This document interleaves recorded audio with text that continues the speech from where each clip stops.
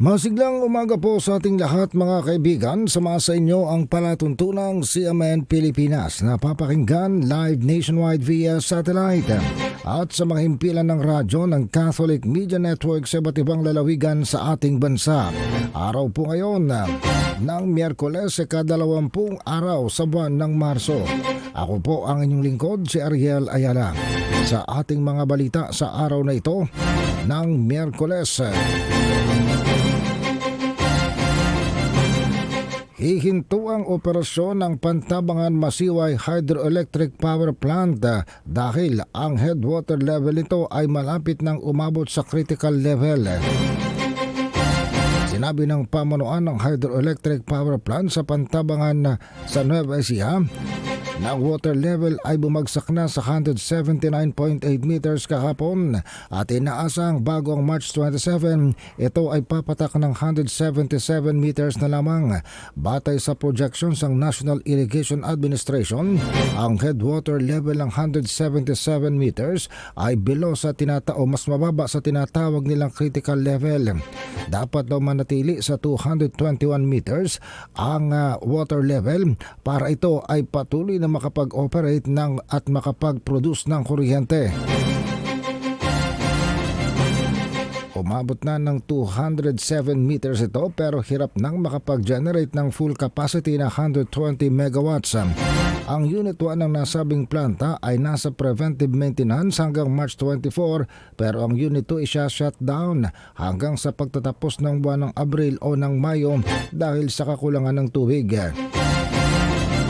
Habang shutdown o hindi operational ang planta, magsasagawa ng preventive maintenance.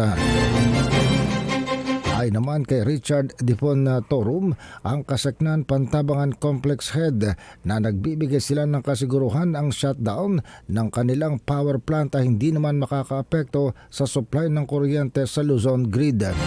Ang National Grid Corporation of the Philippines ay nagsabi ng Luzon Grid ay may available generating capacity na 14,700 megawatts at ang system peak demand na 11,284 megawatts.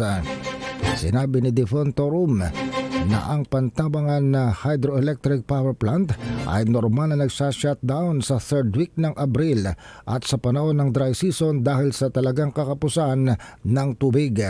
Pero sa kabila ng shutdown, ang power plant ay patuloy pa rin nagdi-discharge ng tubig sa pamamagitan ng kanilang irrigation tunnel. Kahit daw shutdown na ang kanilang hydroelectric power plant, patuloy pa naman itong nakapagbibigay ng tubig sa mga magsasaka.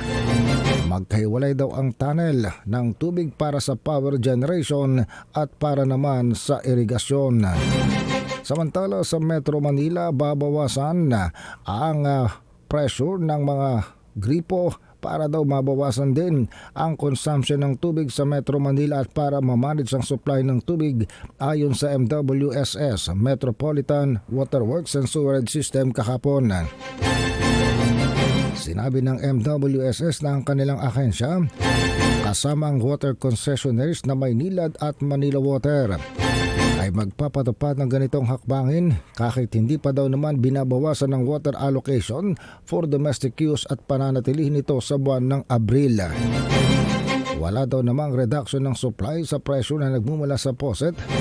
Ang babawasan sa panahon ng off-peak hours sa pagitan ng alas 10 ng gabi at alas 4 ng madaling araw. Sinabi ng National Water Resources Board na ang pagpapatakbo ng raw water allocation mula Angat Dam ay kanilang labis ngayong kinihigpitan. Dahil sa patuloy pa ring pagbaba ng level ng tubig sa naturang lugar o sa Angat Dam kung saan nagmumula ang 90% ng tubig na kinakailangan sa Metro Manila.